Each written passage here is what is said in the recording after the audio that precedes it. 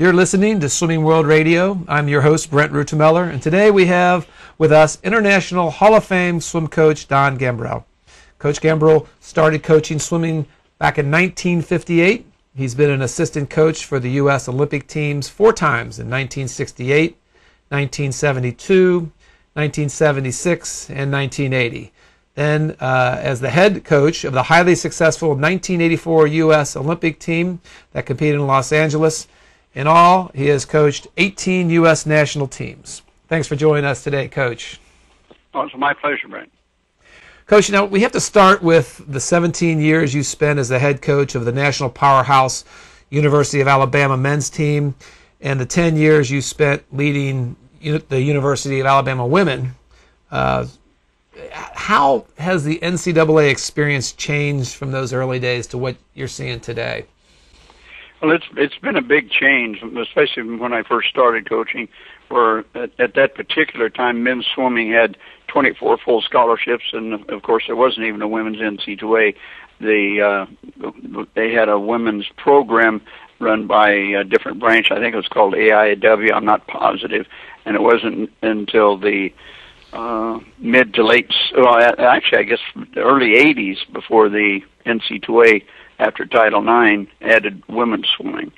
So there's been a lot of changes, of course, and the current change is much tougher now that they've cut the scholarships down to, I think men are allowed 9.5 scholarships, and women have 14, and they have to fill a team of 18 plus divers.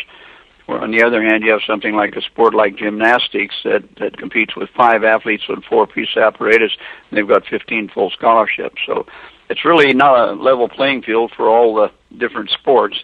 Well, one thing that hasn't changed is the heart of the athlete. And you've coached and worked with some great athletes, including Mark Spitz, John Neighbor, Matt Biondi, Janet Evans, Mary T. Maher. What common traits do you see in all of those individuals?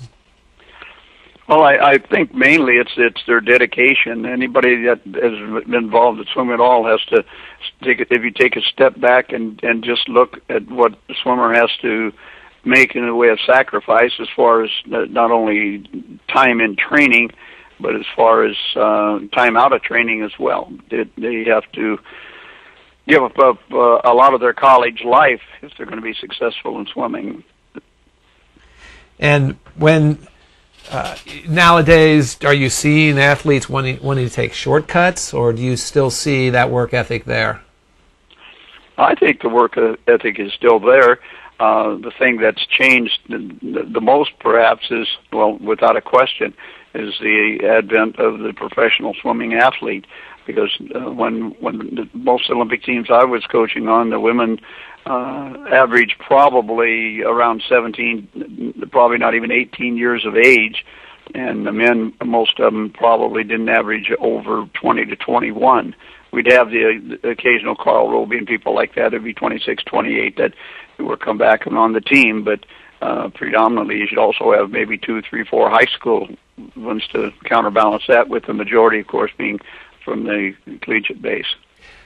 Seeing what you see today with the longevity of the athlete's career, did you ever think that they'd be swimming into their 30s and still competing on such a high level? Did we say 30s or 40s? No, I didn't. Although we had the occasional one. Chet Jastrzemski was on the '68 team. If I'm correct, I think he was around 28, and that was his. I think he'd missed one Olympic team early in his career, but that was, I believe, his 3rd Olympic team that he was on. But anyways, 28, and of course Gary Hall went on and swam in '68 in his first Olympics and was captain of the team in '76. So we had the odd one, but predominantly it was the younger athletes. But it quite obviously was something we just weren't familiar with the success they're having today.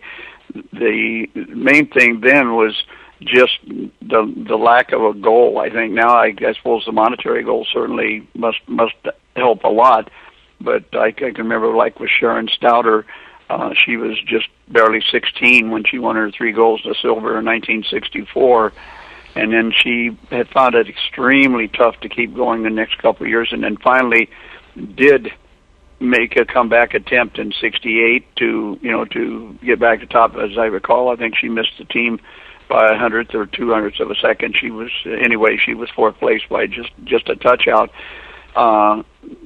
And she at that time, of course, would have only been 18, 19 years of age. Sure.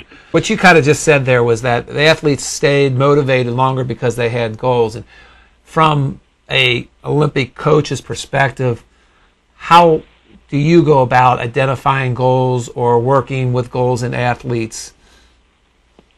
Well, I think from the word go, everything needs to be goal oriented. I've always been very goal oriented myself, and always felt that was the way to best motivate swimmers, was through goal orientation. But different ones are completely different as far as some are more farsighted and can look out and think, maybe Olympics. Others are looking out, trying to make a standard. So you have to try to identify and help each one identify their goal. And I think that if I were to say the one thing that as I look back on my career, that's the most important, I think it's getting people to aim high enough. As fate would have it, was assigned to a ship, and then one cruiser and 3 destroyers.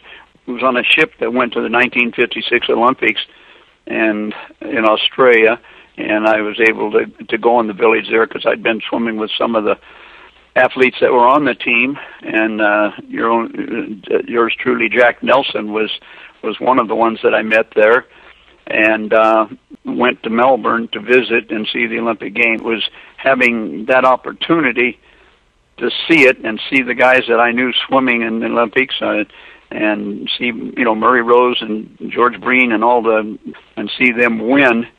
It was it really was a big impression for me.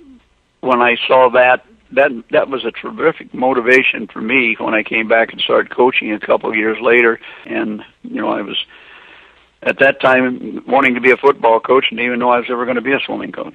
It's not. It's very interesting to find out that you served the United States in the capacity as a member of the Armed Services in the Navy, and yet in 1984 you also served the United States as head Olympic coach for the swim team in Los Angeles. What feelings do you have about that, and what kind of can you talk about that privilege?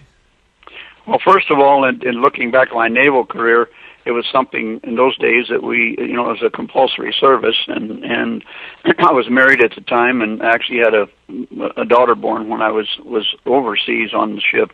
But that was, that was something that was part of our life in those times. You had to look forward, for the most part, to military service, and I never did think too much about it.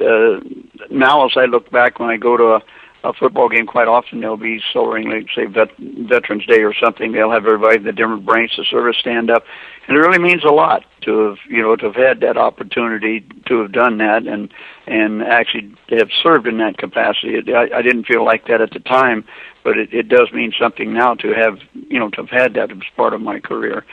As far as the going back after delivering the Los Angeles Times for about 9 years on my bicycle, then to go back and be in that surrounding there and go back home like that and have a chance to be the head Olympic coach, why I couldn't even express words that would justify how it felt to me and for my whole family who was able to attend and observe it.